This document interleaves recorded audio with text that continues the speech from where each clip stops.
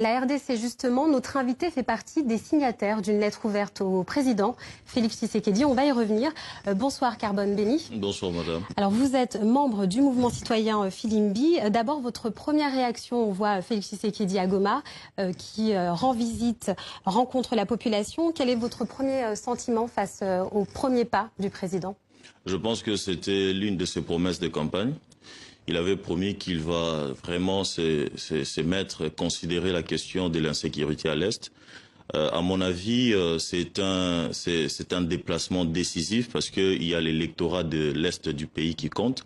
Et l'un des problèmes majeurs, c'est l'insécurité qui tue des familles, qui détruit, n'est-ce pas, le social de Congolais, de nos frères, de nos compatriotes là-bas. Les impressions sont telles que le président doit se mettre dans une trajectoire, effectivement, d'éradiquer l'insécurité à l'Est.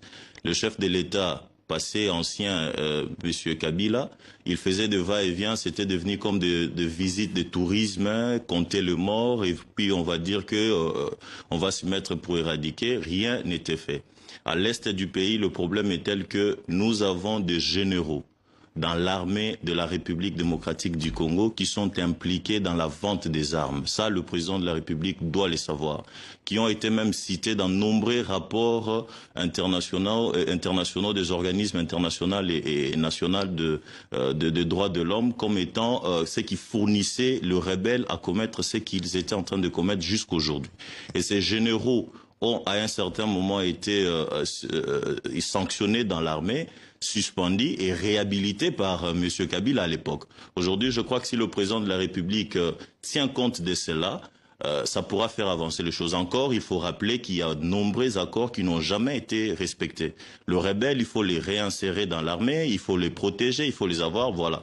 Le président doit se mettre dans cette trajectoire et je crois que ça pourra satisfaire la question de l'insécurité à l'est du pays. Alors, vous êtes signataire d'une lettre ouverte à Félix Tshisekedi, une lettre dans laquelle vous demandez au chef de l'État de revenir sur sa décision de nommer Roger Kibeliza au poste d'assistant du conseiller spécial au chef de l'État en matière de sécurité. Pourquoi? Que pose comme problème cette nomination à ce poste? Madame, il est inadmissible aujourd'hui que de personnes qui ont participé à la destruction de l'image de nos institutions. Je vais dire de personnes telles que M. Kalev, M. Kibeliza, de personnes telles que Bochab. Je vais citer nombreuses personnes qui ont détruit l'image du pays, qui ont détourné, qui ont violé, volé et détourné le bien public, puissent aujourd'hui se retrouver autour de l'actuel président de la République. Aucun Congolais ne pourra l'accepter. Pourquoi? Parce que le seul allié du président de la République actuelle, c'est le peuple congolais. Après avoir perdu la quasi-totalité de contrôle des institutions de notre pays, je vais dire le Sénat, l'Assemblée nationale, les assemblées provinciales et aussi les gouvernements provinciaux qui vont suivre, le seul allié, c'est le peuple. Il faut que le président puisse satisfaire le peuple. Est-ce que le peuple va vouloir que des assaillants puissent être autour de celui qu'eux considèrent comme l'espoir? Non. J'ai été à l'ANR, j'ai passé presque 6 mois, pas moi-même, mais il y a beaucoup d'entre nous en tant qu'activistes qui étaient là-bas. Mais ce Kibeliza a joué un rôle déterminant en tant que chargé de la sécurité intérieure. Quand il est nommé au cabinet du président Félix, c'est une image de mauvais goût dans son cabinet d'avoir des personnes sanctionnées par l'Union européenne. Vous en appelez à la justice congolaise aujourd'hui? Nous allons enclencher un mécanisme pour que toutes ces personnes soient poursuivies par la justice, en commençant par M. Kabila et tous ses acolytes. Ces personnes doivent répondre pour les actes qu'ils ont commis dans le passé et qu'ils sont en train de commettre jusqu'aujourd'hui. Est-ce qu'aujourd'hui vous avez un retour de la présidence après cette lettre ouverte?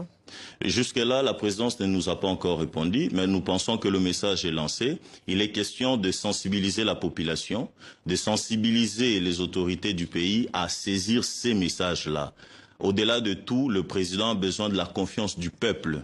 Et la confiance du peuple ne se trouve pas dans la coalition FCC-CACH ou ne se trouve pas dans des gens comme ceux qui ont détruit l'image de notre pays. Alors vous vous êtes battu pour des élections libres en RDC. Est-ce que la tournure des événements vous satisfait?